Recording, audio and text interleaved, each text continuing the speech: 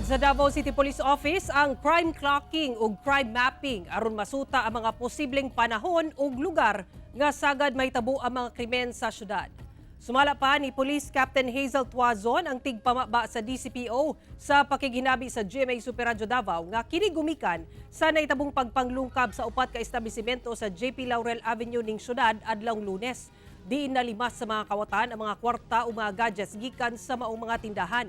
Nagtuo ang DCPO nga usa ka sindikato ang nagpaluyo sa maong insidente base sa estilo nga daw susama sa milabay mga pagpanglungkab dinhi sa syudad ug sa ubang bahin sa riyon.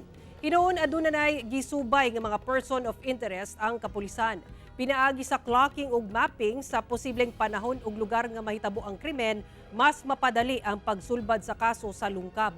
Nanawagan ang DCPO sa katawhan ug mga negosyante nga mutabang sa pagpanagana batok sa krimen sama sa pagbutang og mga dekalidad nga CCTV.